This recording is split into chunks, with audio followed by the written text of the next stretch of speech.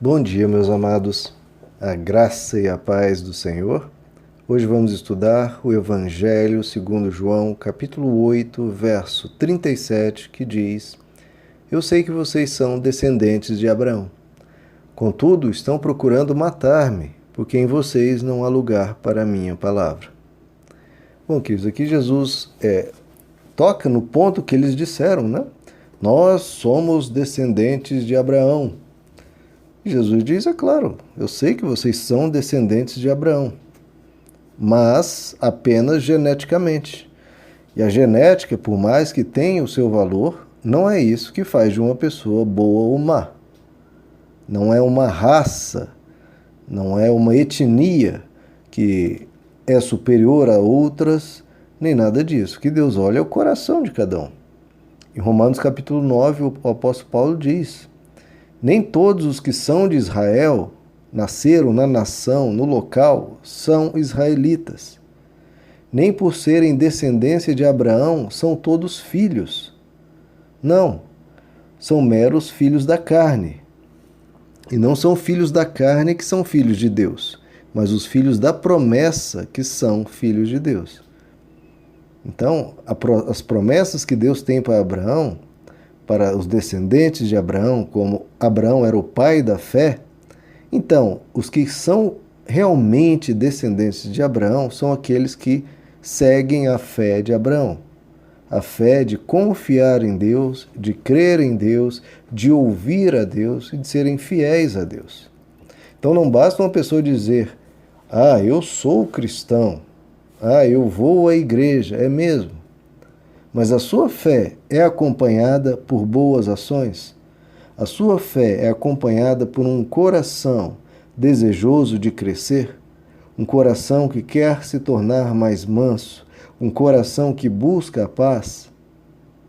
Ora, se a cada dia você coopera com as trevas ou coopera com as guerras, com as contendas, então não venha dizer diante de Deus que eu sou isso ou é aquilo.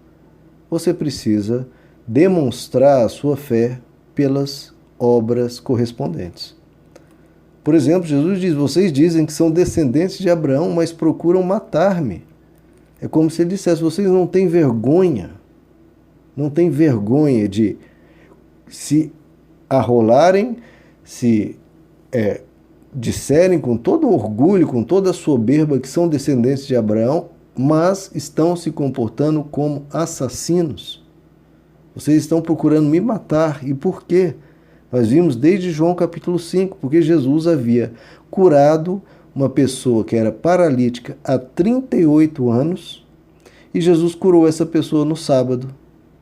E por isso é um herege, é um blasfemo e precisa ser morto. Nós temos que ter cuidado, queridos, que por causa de doutrinas, por causa de princípios, corretos ou não, em nome desses princípios, queremos fazer algo 10 vezes pior, que é matar uma pessoa, que é humilhar uma pessoa, que é ofender uma pessoa e transformá-la como um lixo, como um filho das trevas. Não, queridos, vamos ter cuidado de, por causa de alguns princípios que podem ser, terem o seu valor, por causa disso a gente não destrua um ser humano. Não, pelo contrário, o nosso objetivo sempre deve ser ajudar as pessoas, sempre. Se você se pautar por esse princípio, o meu objetivo é salvar, o meu objetivo é ajudar, o meu objetivo é ser uma bênção para as pessoas, você estará numa religião, numa forma de viver muito segura em agradar a Deus. E Jesus diz, por isso, por terem esse desejo de morte, as minhas palavras, que são palavras de vida, não entram no coração de vocês. Como é que uma palavra de vida vai entrar num coração que deseja matar? Não tem como, né, queridos? Não tem como. Jesus, em Mateus 13, ele diz, o coração deste povo está endurecido e de má vontade ouvem a mensagem. Então a gente tem que ter esse cuidado, né, querido, de como estamos ouvindo cada mensagem, cada ensino de Deus, cada experiência da vida, cada conselho que uma pessoa nos dá, seja em forma de um conselho amoroso ou na forma de uma correção, de uma reprimenda. que a gente aprenda, queridos, a ser humildes para reconhecer os nossos erros. Porque a maioria das pessoas reconhecem facilmente os erros nos outros, mas em si mesmos, mesmo diante, face a face, com o seu delito, com o seu erro, a pessoa não reconhece. Ela justifica, ela culpa os outros, mas não quer tomar uma atitude humilde de reconhecer, pedir perdão e mudar. É necessário reconhecer, queridos. O primeiro passo de qualquer mudança é o reconhecimento da sua falha, da sua dificuldade. Em Mateus capítulo 13, Jesus nos conta a maravilhosa parábola das sementes, onde Jesus nos diz: quando alguém ouve a palavra do reino e não a entende, vem o maligno e arrebata o que foi semeado no coração. Esta é a semente que é semeada à beira do caminho. Então daí, queridos, esse princípio de eu estar procurando explicar a vocês a mensagem. Porque se a pessoa ouve a mensagem e não entende, fica fácil, né, queridos, do diabo ou da nossa mente esquecer e isso ser perdido. Então tá aqui, eu me esforçando, procurar dar a vocês todo o embasamento para que entendam e aí essa mensagem possa frutificar. E ele continua: uma parte da semente é semeada em solo rochoso. Esse é o que ouve a palavra, recebe a palavra com toda alegria, com toda vibração, com todo fervor. Olha só que coisa, né? Mas não tem raiz em si mesmo, antes é de pouca duração. E sobrevindo a angústia e a perseguição por causa da palavra, logo se afasta. Então, queridos, a gente tem que ter esse cuidado também de não sermos os cristãos do oba-oba. A gente balança a mão, a gente pula, a gente canta. Que palavra maravilhosa. Aí passa um dia, passa dois, vem um probleminha aqui, uma perseguição e a pessoa se afasta. Não, queridos, que a gente... as pessoas veem, né, um movimento espiritual quando a pessoa rodopia, quando a pessoa pula. Não, não é nisso.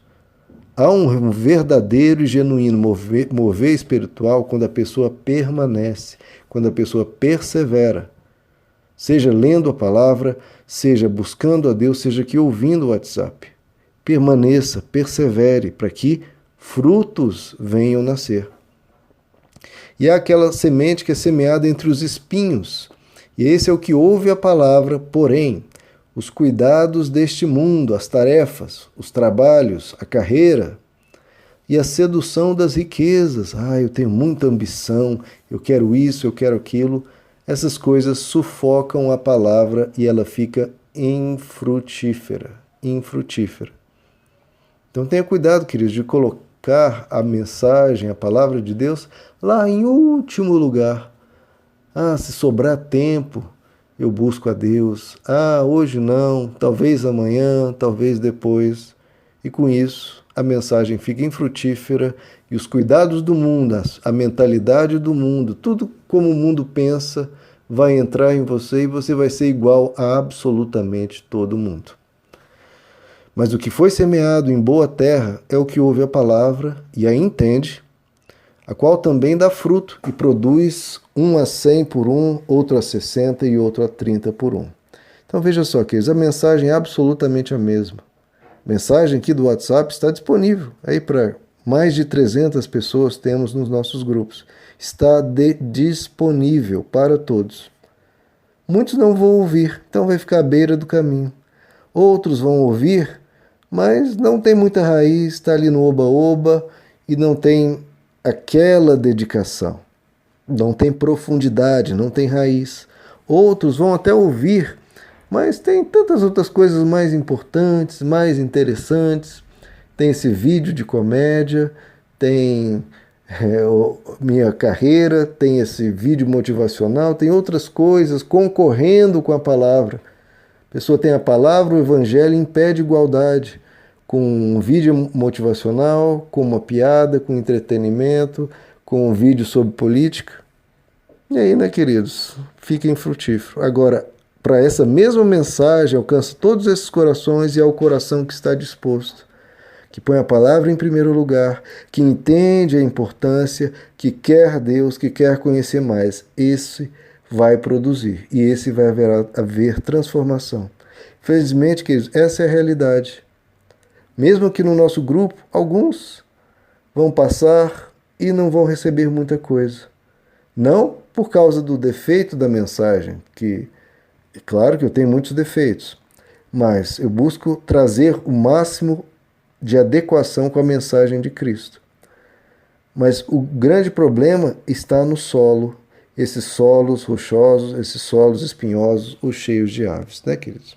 Como aqui nós vemos Jesus falando, o próprio Deus falando com o ser humano, e havia corações duros que não queriam a mensagem, pelo contrário, queriam matá-lo.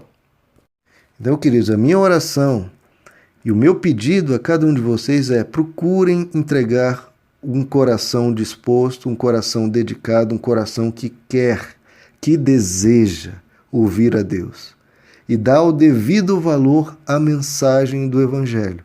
Porque se o próprio Deus saiu do seu ambiente de glória e de perfeição para entrar num mundo cheio de sofrimentos, cheio de maldades, cheio de pessoas procurando matar, e num tempo onde havia dificuldades inúmeras, tinha um conforto infinitamente inferior ao que temos hoje. E o próprio Deus se submeteu a isso, ao calor, ao frio, ao suor, ao cansaço, à fome e à sede. Se submeteu a tudo isso para nos trazer uma mensagem, além do que ele fez na cruz, claro, mas trouxe uma mensagem que você deu o devido valor, porque Deus veio revelá-la a cada um de nós. Meus amados, que Deus lhes abençoe, a graça e a paz do Senhor.